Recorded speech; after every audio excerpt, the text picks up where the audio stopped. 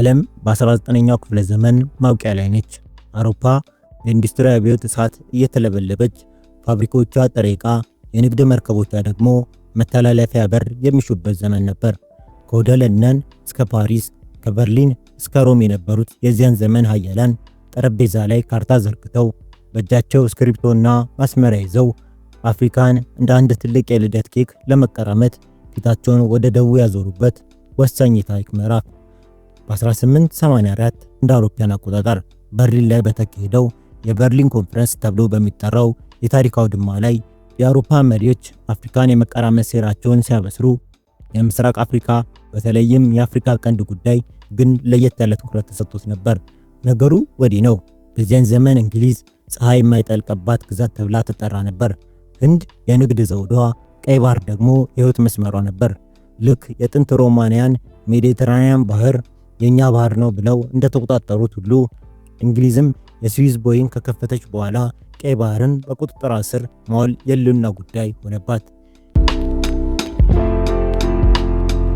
ይህ በእንዲህ እንዳለ ነው እንግሊዝ አይኗን በሰሜናዊ የሶማሊያ ክፍል በአሁኗ ሶማሌላንድ ላይ የጣለችው። የታሪክ ጸሐፍት እንደሚሉት በሆድ ምክንያት ነው እንግሊዝ አይኗን ሶማሌላንድ ላይ ያሳረፈችው።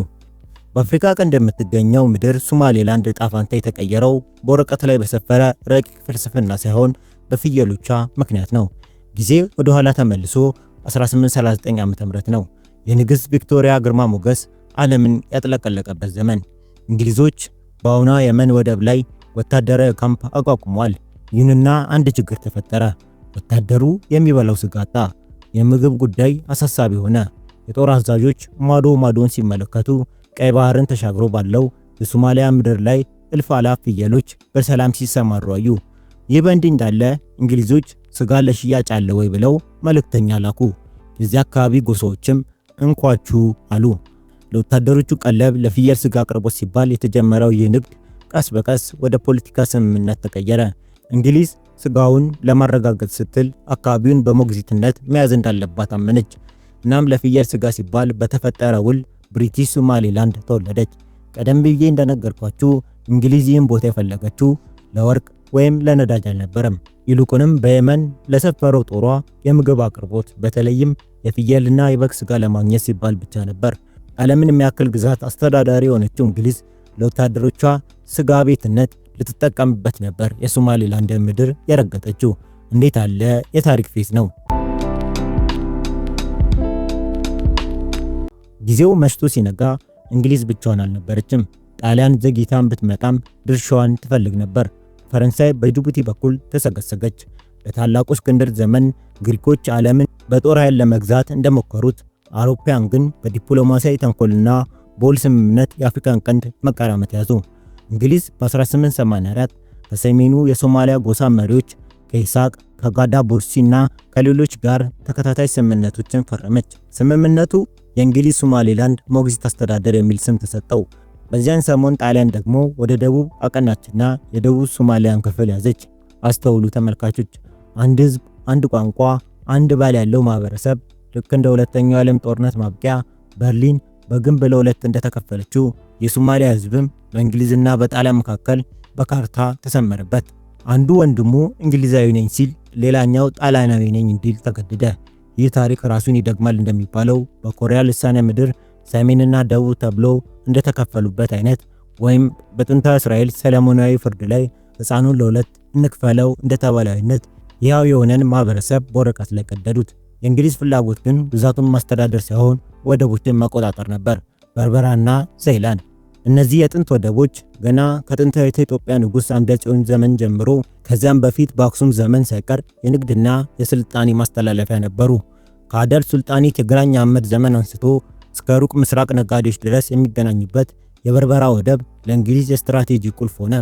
እንግሊዝ በተዘዋዋሪ አስተዳደር የጎሳ መሪዎችን እየተጠቀመች አካባቢውን ስትቆጣጠር፣ ጣሊያን በደቡብ በኩል የራሷን ቀጥተኛ ቀኝ ግዛት ተመሰርት ነበር። ነገሩ እየከረረ ሄደ። በሁለተኛው ዓለም ጦርነት ዋዜማ ላይ የፋሺስት ጣሊያን መሪ ቤኒቶ ሙሶሎኒ ልክ እንደ ጁልየስ ቄሳር አዲስ የሮም ግዛት ለመመስረት ሲቋምጥ በ1940 የእንግሊዝ ሶማሌላንድን ወረረ። ለ7 ወራት ያህልም እንግሊዝ ከግዛቷ ተባረረች። ይህ ክስተት የምስራቅ አፍሪካ ዘመቻ በሚል በታሪክ ድርሳናት ሰፍሮ ይገኛል። ነገር ግን እንግሊዝ ተመልሳ መጣች፣ ድል አደረገች። በመጨረሻም ይህ የቀኝ ግዛት ኬክ በወረቀት ላይ የተሰፋው የድንበር መስመር ወደፊት ለሚመጣው የደም አፋሳሽ ታሪክ፣ ለወንድማማቾች ጦርነትና ዛሬ ላለንበት ሀገር ያለ ሀገር እንቆቅልሽ መሰረት ጣለ። የበርሊኑ ጉባኤ ፈራሚዎች ወደ ቤታቸው ሲመለሱ በአፍሪካ ቀንድ ግን የማይሻር ጠባሳ ተቷለፉ። ሰው ሰራሽ ድንበር ተፈጥሯዊ ወንድማማችነትን ሲፈታተን፣ የፖለቲካ ፍላጎት የህዝቡን ዕጣ ፈንታ ሲያወሳስብ፣ ሶማሌላንድ በታሪክ ምጥ ውስጥ ተዘፈቀች። ይህ የ1839 የፍየሎች ጉዳይ በ1991 ዓ.ም ለተፈጠረው የሶማሌላንድ ከሶማሊያ የመገንጠል እና ራስን የማወጅ ክስተት ጥንስስ ሆነ።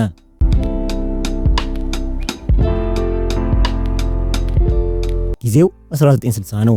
ዓለም በአዲስ መንፈስና በአዲስ ተስፋ የተሞላችበት ዘመን።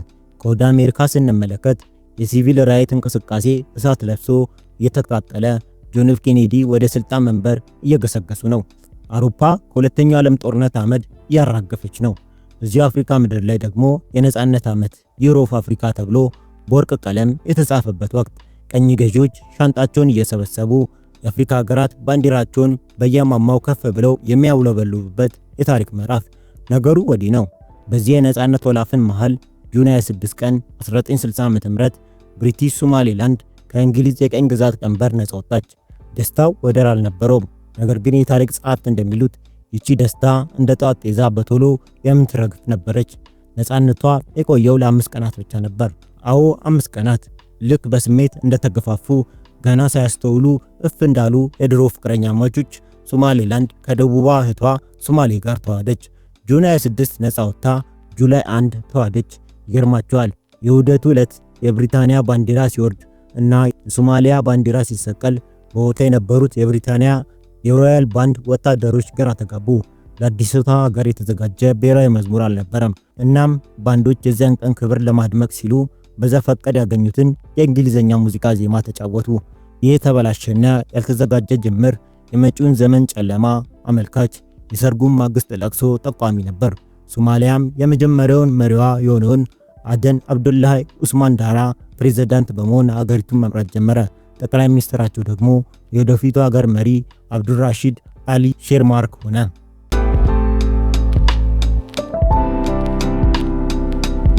ዘመኑ የዓለም ፖለቲካ እንደ እሳተ ገሞራ የሚንተከተክበት ወቅት ነበር። ከወደ አሜሪካ እስከ ሩሲያ ያለው የቀዝቃዛ ጦርነት ትኩሳት ዓለምን በሁለት ጎራ ከፍሎ ሲያናውጥ፣ በላቲን አሜሪካ እነ ቼ ጉቬራ የጫካውን ትግል ሲያቀጣጥሉ፣ አውሮፓ ተማሪዎች አደባባይ ወጥተው የለውጥ መዝሙር ሲዘምሩ፣ የዓለም ፖለቲካ መልክዓ ምድር በፍርሃትና በሴራ የተሞላ ነበር። ልክ በዚያን ጊዜ በአፍሪካ ምድር ደግሞ የነጻነት ፀሐይ እየጠለቀች፣ የወታደራዊ መለዮ የለበሱ ጀነራሎች ቤተ መንግስቱን በኃይል የሚቆጣጠሩበት የመፈንቅለ መንግስት ዘመን ኤጅ ኦፍ ኮፕ መጣም። ነገሩ ወዲህ ነው። በ1969 የሶማሊያ ፕሬዝዳንት አብዱራሺድ አሊ ሼርማርክ በገዛ ጠባቂያቸው ጥይት ተመተው ሲገደሉ፣ አንድ ሰው ከጨለማው መጋረጃ በስተጀርባ ብቅ አለ። ሜጀር ጀነራል መሐመድ ዚያድ ባሬ። ልክ ጁልየስ ቄሳር የሮምን ሪፐብሊክ አፍርሶ ራሱን የዘላለም መሪ ብሎ እንደሰየመው፣ ወይም ናፖሊዮን ቦናፓርቲ የፈረንሳይን አብዮት ቀልብሶ የዘውድ ስርዓት እንደዘረጋው፣ ዚያድ ባሬም የሶማሊያን ዲሞክራሲ በታንክ ደምስሰው ሳይንሳዊ ሶሻሊዝም የሚል ካባ ለብሰው ስልጣኑን ተቆናጠጡ። ይህ በእንዲህ እንዳለ ዚያድ ባሬ ታላቋን ሶማሊያ ገነባለው የሚል ህልም ሰንቀው በ1977 ኢትዮጵያን ወረሩ። ነገር ግን በምስራቅ አፍሪካ ሸዋ ላይ የተጀመረው ይህ ጦርነት ለእሳቸው የውርደት ጽዋ ሆነ። የኢትዮጵያና የኩባ ሰራዊት በካራማራ ተራሮች ላይ የዚያድ ባሬን ጦር ድምጥ ማጡን አውጥቶ ሲመልሰው የተሰበረው ጀነራል ቁጣውን ወደ ውስጥ አዞረው። ልክ ሂትለር ጦርነት ሲከብደው አውዲያንን ተጠያቂ እንዳደረገው ሁሉ ዚያድ ባሬም ለሽንፈታቸው ምክንያት የሰሜኑ የአሁኗ ሶማሌላንድ ህዝብ በተለይም የኢሳቅ ጎሳን ኢላማ አደረጉ። ዚያድ ባሬም የገዛ ወገኖቻቸውን ለማጥፋት ቆረጡ። የገዛ ዜጎቹን እንደ ጠላት የመፈረጃ አደገኛ ሴራ ሸረቡ። የሶማሌላንድ ጭቆናን በረታ። እስር ቤቶች ሞሉ። የሰሜኑ ምድር የሰቆቃ ምድር ሆነች። ጊዜው መሽቶ ሲነጋ የሰሜኑ ህዝብ ብሶት ገንፍሎ ወጣ። ሶማሌ ናሽናል ሙቭመንት ኤስኤንኤም የተባለ አማጺ ቡድን ተመሰረተ። ትግሉ ተጣጣፈ። በ1988 ግን ታሪክ በደም ቀለም ተጻፈ። አማጺያኑ አርጌሳንና ቡርአን ለመቆጣጠር ሲሞክሩ የዚያድ ባሬ ምላሽ የሰው ልጅ ህሊና ሊሸከመው የማይችል ጭካኔ የተሞላበት ነበር። ጄኔራሉ ትዕዛዝ ሰጡ። ከተማዋን በጦር ጀት ደብድባቸው አጥፉ። እዚህ ጋር ነው የታሪኩ አስፈሪ ምዕራፍ የሚከፈተው። የአየር ኃይሉ አውሮፕላኖች ከሀርጌሳ አውሮፕላን ማረፊያ ይነሳሉ። መልሰው ሀርጌሳ ከተማ ላይ የቦምብ ናዳ ያዘንባሉ። የታሪክ ተመራማሪዎች ይህን ክስተት በሁለተኛው ዓለም ጦርነት ወቅት በጀርመን ድሬስደን ከተማ ላይ ከተፈጸመው የእሳት ናዳ ወይም በስፔን የእርስ በርስ ጦርነት ወቅት ገርኒካ ላይ ከተፈጸመው የፋሺስት ጥቃት ጋር ያመሳስሉታል። አንድ መንግስት የገዛ ዜጎቹን የገዛ ከተማውን በዚህ ደረጃ ሲያወድም በታሪክም ብዛም አይታይም። በዚህ የጭካኔ ወቅት የሀርጌሳ እልቂት ተፈጸመ። ከተማዋ የአፍሪካ ድሬስደን ተባለች። 90 በመቶ የከተማው ህንፃ ፈራርሶ አመድ ሆነ። የልጆቿ ጩኸት፣ የእናቶች ዋይታ፣ የህንፃዎች መደርመስ ድምፅ ሰማዩን ሞላው። ሰማዩ በጭስ ጠቆረ። በርካታ ሰዎች ሞቱ። በሺዎች የሚቆጠሩ ንጹሃን አለቁ። የተረፉት ትግራይ አውጪኝ ብለው ድንበር አቋርጠው ወደ ኢትዮጵያ ጎረፉ። በረሃው በስደተኛ ተሞላ። ዛድባሬ የስልጣን ወንበራቸውን ለማጽናት ሲሉ የህዝባቸውን ደም እንደ ጎርፍ አፈሰሱት። ነገር ግን ታሪክ አንድ የማይለወጥ ህግ አለው። የጭቆና ጅራፍ በጠነከረ ቁጥር የነጻነት ፍላጎት ይበልጥ ይገነፍላል። የሮማውያን እብሪት የሮምን ውድቀት እንደጠራው፣ የፈረንሳይ ነገስታትን ጭቆና ባስቲልን እንዳፈረሰው፣ የዛድባሬ ጭካኔም የመውደቂያቸውን ደውል ደወለው። የሀርጌሳ ፍርስራሽ ውስጥ የበቀለው የቁጭት ዘር ጀነራሉን ቤተ መንግስት መሰረት ነቀነቀው። በ1991ም ጀነራሉ በታንክ ተከበው ስልጣናቸውን ጥለው ኪሳራቸውን ተሸክመው ወደ ናይጄሪያ ተሰደዱ። መቋዲሾ ፈራረሰች። ሀርጌሳ ግን ከአመድ ውስጥ እንደገና ልትወለድ ተዘጋጀች። ዘመኑ 1991 ነው። ዓለም በአዲስ የታሪክ ምዕራፍ ዋዜማ ላይ ቆማለች። ከወደ ምስራቅ አውሮፓ የብረት መጋረጃው ተበጣጥሶ ሲወርቅ፣ የሶቪየት ህብረት ግዙፍ አካል በትንትን ብሎ ሲፈርስ፣ በሌላኛው ዓለም ጫፍ አሜሪካ ኦፕሬሽን ዴዘርት ስቶርም የሚል የባህር ሰላጤው ጦርነት ላይ ጡንቻዋን ስታሳየን ነበር። ዓለም ትኩረቷ በባግዳድ ሰማይ ላይ በሚተኮሱ ሚሳኤሎች ላይ ባደረገችበት አዲስ የዓለም ስርዓት ኒው ወርልድ ኦርደር እየተዋወቀ በነበረበት በዚያ ረብሻ የተሞላ ዘመን በአፍሪካ ቀንድ ምድር ግን ከዓለም እይታ የተሰወረ እጅግ አስደናቂ እንግዳ የሆነ ክስተት እየተፈጠረ ነበር። ነገሩ ወዲህ ነው። መቋዲሾ በጎሳ ጦርነት እሳት ስትለበለብ፣ ህንፃዎች እየፈራረሱ፣ ወንድም ወንድሙን በካራ ሲያሳድድ፣ በሰሜኑ የሶማሊያ ክፍል በአሁኗ ሶማሌላንድ ግን ታሪክ መንገዱን ቀየረ። የታሪክ ጸሐፍት እንደሚሉት ሰላም የሚወለደው ከጦርነት አመድ ውስጥ ነው። ልክ እንደ ጥንቷ ፊኒክስ ወፍ ራሷን አቃጥላ ከአመድ ውስጥ እንደገና እንደምትወለደው ሁሉ ሶማሌላንድም ከሀርጌሳ ፍርስራሽና ከወደሙት ህንፃዎች መሃል ትንሣኤዋን አበሰረች።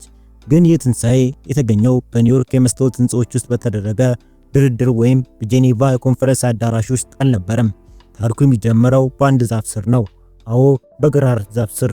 ሜይ 18 1991 በቡርአ ከተማ የአገር ሽማግሌዎች፣ የጎሳ መሪዎችና የኤስኤንኤም ታጋዮች ተሰበሰቡ።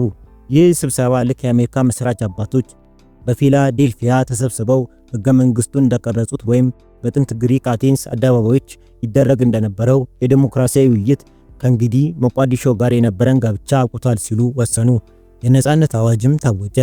ያ በ1960 በፍላጎት የፈረሰው ድንበር በ1991 በፍላጎት ተመልሶ ተገነባ። ዘኒው ሪፐብሊክ ኦፍ ሶማሌላንድ ተወለደች። ይህ በእንዲህ እንዳለ መታወቅ ያለበት ቁም ነገር አለ። ሀገርን ማወጅ ቀላል ነው፣ ሀገርን መምራት ግን ከባድ ነው። እዚህ ላይ ነው የጥበብ ሰው የነበሩት መሐመድ ሀጂ ኢብራሂም ኢጋል ወደ መድረክ የመጡት። የመጀመሪያው የሶማሌላንድ ፕሬዝዳንት። በውያ ያደረጉት ነገር በታሪክ ማህደር በወርቅ ቀለም የሚጻፍ ነው። ህዝቡ በሙሉ ታጥቋል። መሳሪያ እንደ ቅጠል በየመንገዱ አለ። ኢጋል ግን አንድ ታምራዊ ስልት ቀየሱ። መሳሪያን ስጠኝ፣ ሰላምን ውሰድ የሚል መርህ። ልክ ከሁለተኛው ዓለም ጦርነት በኋላ ጃፓን ሰይፏን ወደ ማሬሻ እንደቀየረችው የሶማሌላንድም ታጣቂዎች ካላሽንኮቫቸውን አስቀምጠው አገር ወደ መገንባት ገቡ። የሚገርመው ነገር ዓለም አይሆንም ትፈርሳላችሁ እያለች ስትሰነብይ፣ ሶማሌላንድ ግን የራሷን ባንዲራ ሰቀለች፣ የራሷን ገንዘብ ሺሊንግ አተመች፣ ፓስፖርት አዘጋጀች። ከምንም ተነስታ ፖሊስ፣ መከላከያ፣ ፍርድ ቤት አቋቋመች። ባለፉት 30 ዓመታት ውስጥም 4 ፕሬዝዳንቶችን በዲሞክራሲያዊ ምርጫ በሰላማዊ ስልጣን ቅብብሎች ሾመች። አስቡት፣ በአፍሪካ ቀንድ በዚያ ሰዓት በሚተፋ ቀጠና አንድም ጥይት ሳይተኮስ ስልጣን የሚቀያየርባት ሀገር ሶማሌላንድ መሆኗ አስገራሚ ሀገር ያደርጋታል። ነገር ግን ጊዜው መሽቶ ሲነጋ አንድ መራር እውነት ፊት ለፊት ተደቀነ። የሁሉ ስኬት፣ የሁሉ ሰላም፣ የሁሉ ዲሞክራሲያዊ ግንባታ በዓለም አቀፍ ማህበረሰብ ዘንድ የሀገርነት እውቅና የሚባል ዋጋ አላገኘም። የተባበሩት መንግስታት ድርጅትም ሆነ የአፍሪካ ህብረት ሶማሌላንድን ከተቀበልን የአፍሪካ ድንበሮች ይናጋሉ፣ የፓንዶራ ሳጥን ይከፈታል በሚል ፍራቻ በሩን ዘጉባት። ልክ እንደ ታይዋን አለች ግን የለችም። ኢኮኖሚዋን በዲያስፖራ ልጆቿ ገንዘብና እንደ ዱባይ ዲፒ ወርልድ ባሉ የውጭ ኢንቨስትመንቶች ለመደገፍ ትጨረጨራለች። የበርበራ ወደብ ተስፋዋ ነው፣ ሰላሟ ሀብቷ ነው። ጎረቤቷ ሶማሊያ በሽብርና በትርምስ ስትታመስ፣ እሷ ግን የአፍሪካ ቀንድ ምርጥ ሰላም የሰፈነባት ሀገር ያልሆነች ሀገር ነበረች።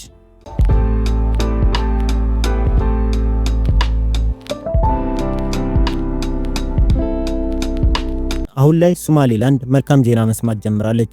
በምስራቅ አፍሪካ ምድር በዛች የአፍሪካ ቀንድ ተብላ በምትጠራው ግን ደግሞ የቀይ ባህርን ጉሮሮ በምትተነፍሰው ቀጠናም ከ30 ዓመታት በላይ የብቸኝነት ጉዞ በኋላ አንድ አዲስ የታሪክ ምዕራፍ እየተገለጠ ነው። በሶማሌላንድ ሀገር ነኝ ብላ ስትጮህ፣ መንግስት አለኝ ብላ ስትማጠን፣ ዓለም ጆሮ ዳባ ልበስ ብሎ የዘጋባት ሶማሌላንድ ዛሬ ከማይታሰብ አቅጣጫ ከማይገመት ወዳጅ እጅ እንኳን ደስ አለሽ መልእክት አስተናግዳለች። ነገሩ ወዲህ ነው። ኢትዮጵያ መንገዱን ጠረገች፣ እስራኤል ማተቡን አረፈችበት። ታዲያ የሞቃዲሾ ቤተመንግስት በቁጣ የካይሮ ቤተመንግስት በስጋት ሲርበተበቱ፣ በአርጌሳ ጎዳኖች ግን የነጻነት ፀሐይ ፈነጠቀች። ታሪኩን ከስሩ እንመልከተው። በዚህ መንገድ ላይ ኢትዮጵያ እናገኛታለን። ታሪክን ወደ ኋላ መለስ ብለን ስንመረምር አንድ እውነት እናገኛለን። ታላላቅ ጂኦፖለቲካ ለውጦች በጸጥታና በለስላሳ ዲፕሎማሲ ብቻ አይመጡም። ይልቁንም ነባሩን የጨዋታ ህግ በሚያናጋ ብዙዎችን በሚያስደነግጥ በሚያስብል ድፍረት የተሞላ እርምጃ ታጅበው እንጂ። ነገሩ እንዲህ ነው። ከ2 ዓመት በፊት አዲስ አበባ ላይ አንድ ያልተጠበቀ ክስተት ተፈጠረ። የኢትዮጵያ ጠቅላይ ሚኒስትር አብይ አህመድና የሶማሌላንዱ ፕሬዝዳንት ሙሴ ባይ አብዲ በካሜራዎች ፊት ለፊት ተጨባበጡ፣ ፈረሙ። ይህ ፊርማ ግን በወረቀት ላይ ያረፈ ቀለም ብቻ አልነበረም። ይህ ፊርማ ላለፉት 30 እና 40 ዓመታት በአፍሪካ ቀንድ ላይ ተጋድሞ የነበረን የማይነካ ፖለቲካ የሰበረ የቀጠናውን የጂኦፖለቲካ ጂኒ ከጠርሙስ ያወጣ ክስተት ነበር። ኢትዮጵያ የባህር በር አገኛለሁ ስትል በምላሹ ለሶማሌላንድ እውቅና ሰጣለሁ የሚል ካርድ መዘዘች። የኢትዮጵያ እርምጃ ብዙ የፖለቲካ ተንታኞች ከጥንታዊ የግሪክ አፈ ታሪክ የፓንዶራ ሳጥን ጋር ያመሳስሉታል። ሳጥኑ ሲከፈት ምን ወጣ ብለው ይጠይቁ ይሆናል። አብረን እንየው። ታሪክ በምሳሌ ያስረዳናል።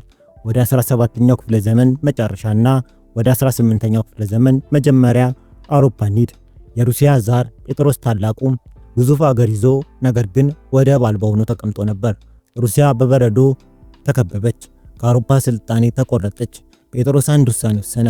ሩሲያ ለመተንፈስ የባህር መስኮት ያስፈልጋታል አለ።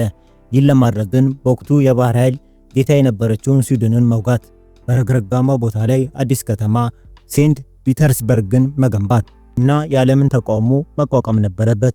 የጴጥሮስ ድፍረት ለሩሲያ የባህር በርን አስገኘ። ሩሲያን ከጨለማ ወደ ብርሃን፣ ከኋላ ቀርነት ወደ ኃያልነት ተሸጋገራት። ዛሬም በምስራቅ አፍሪካ የታየው ይህ የጴጥሮስ አይነት ድፍረት ነው።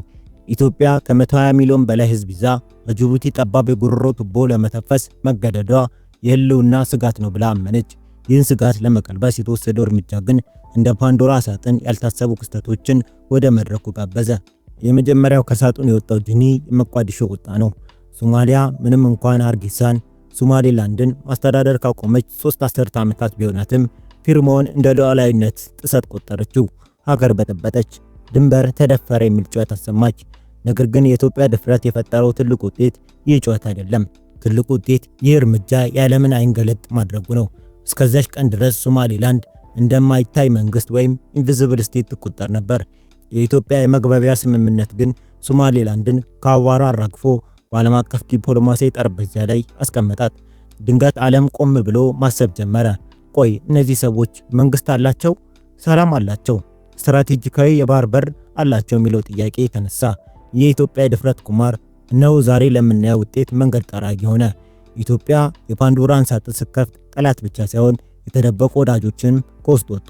እንደ ግብጽ ያሉት ተቀናቃኞች ሁኔታውን ተጠቅመው ጦር ለመስበክ ሲሞክሩ፣ በሌላ በኩል ደግሞ እንደ እስራኤልና የተባበሩት አረብ ኤሚሬቶች ያሉ ሀያላን በኢትዮጵያ በተከፈተው በር ሾልከው በመግባት ጥቅማቸውን ለማስጠበቅ ሶማሌላንድን አቀፉ።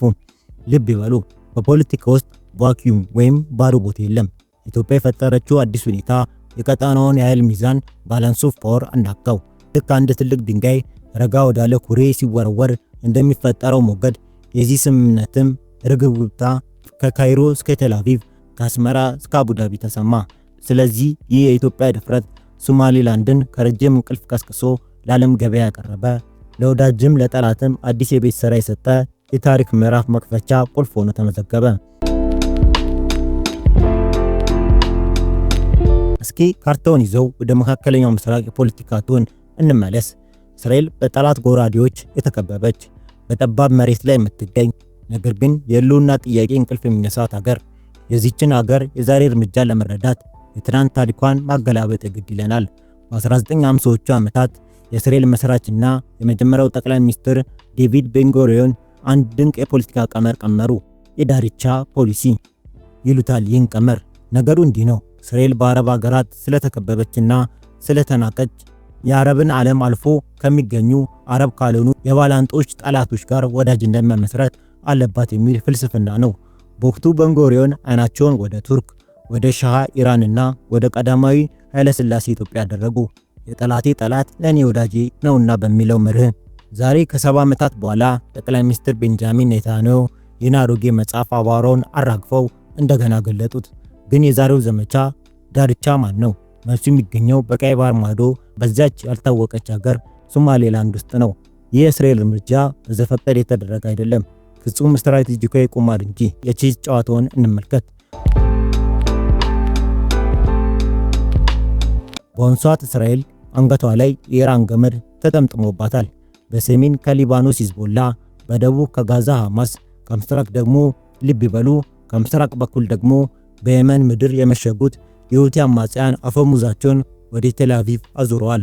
በተለይ የሁቲ ታጣቂዎች የዓለምን የንግድ ቧንቧ የሆነውን ባብኤል መንደብን ሲዘጉት የእስራኤል ደቡባዊ ወደብ ኤላት ጸጥ ረጭ አለች። ኢኮኖሚ ትንፋሹ አጠረ። እዚህ ላይ ነው እስራኤል ካርታዋን እንደገና ያየችው። ከየመን ማዶ ከባብኤል መንደብ ስትራቴጂካዊ መተላለፊያ ፊት ለፊት ማን አለ? ሶማሌላንድ። ለ30 ዓመታት በላይ ዓለም የረሳት ግን ደግሞ 700 ኪሎ ሜትር በላይ የሚረዝም ወርቃማ የባህር ጠረፍ ያላት ሀገር። ለእስራኤል ሶማሌላንድን እውቅና መስጠት ማለት በጠላት ጓሮ ውስጥ የማመልከቻ ማማ እንደመገንባት ነው። በወታደራዊ ሳይንስ ፎርዋርድ ኦፕሬቲንግ ቤዝ የሚባል ነገር አለ። ጠላት ቤት መጥቶ ከሚወጋ አንተ ወደ ጠላት ደጃፍ ተጠግተ ምሽግ ያዝ እንደማለት ነው። እስራኤል ለሶማሌላንድ እውቅና በመስጠት በምላሹ በበርበራ ወደብ ላይ በአብዱል ኩሪ ደሴት አካባቢ የጦር ሰፈር ወይም የስለላ ጣቢያ ማግኘት እድሏን ተሰፋለች። ይህ ደግሞ የኢራንን ረጅም እጅ ለመቁረጥ እና የሁቲ ሚሳኤሎችን በቅርብ ርቀት ለመቆጣጠር ወሳኝ የሆነ የሞሽረት ቁማር ነው። ግን እኮ ታሪክ ተመራማሪዎች እንደሚሉት ይህ ቁማር ቀላል አይደለም። ሶማሌላንድ 100% ሙስሊም ሀገር ናት። እስራኤል ደግሞ የአይሁድ ሀገር። እነዚህ ሁለት ተቃራኒ የሚመስሉ ኃይሎች እንዴት ተገናኙ? መልሱ ተጨባጭ ፖለቲካ ነው። በዓለም ፖለቲካ ውስጥ ዘላቂ ወዳጅም ዘላቂ ጠላትም የለም፣ ዘላቂ ጥቅም እንጂ። ሶማሌላንድ እውቅና ትፈልጋለች፣ እስራኤል ደግሞ ደህንነት ትፈልጋለች። ፍላጎቶች ሲገጣጠሙ አሁንም የተባሉ ነገሮች ይሆናሉ። እስራኤል ይህን በማድረጓ ከሶማሊያ ሞቃዲሾና ከግብጽ ጋር ያላትን ግንኙነት አደጋ ላይ እንደጣለች ታውቃለች። ነገር ግን እየመጣባት ካለው የህልውና አደጋ አንጻር የሶማሊያ ቁጣ ከሁቲ ሚሳኤል አይበልጥብኝም ብላ ወስናለች። የእስራኤል እርምጃ ልክ እንደ ዶሚኖ ጨዋታ አንዱ ሲወድቅ ሌላውን እየገፋ ቀጠናውን ወደ አዲስ አሰላለፍ እየወሰደው ነው። አሜሪካ ዝም ብላለች፣ አውሮፓ በሩቅ እያየች ነው። እስራኤል ግን በኢትዮጵያ በተከፈተው የፓንዶራ ሳጥን ውስጥ እጇን አስገብታ ለራሷ የሚሆናትን ካርድ መዛለች።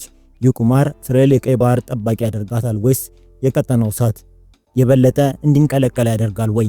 ይህን ለመመለስ ገና ቢሆንም አንድ ነገር እርግጥ ነው። እስራኤል አይኖቿን ካርጊሳ ላይ የምትነቅልበት ጊዜ አውቁታል። አሁን ላይ ሶማሌላንድ ከእስራኤል የሀገርነት እውቅና አግኝታለች።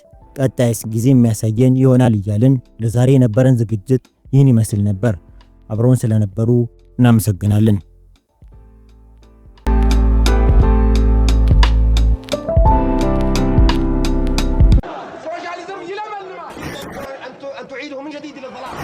Yes, we did. We have not done much. Addis Ababa. I'm Jeff Bezos.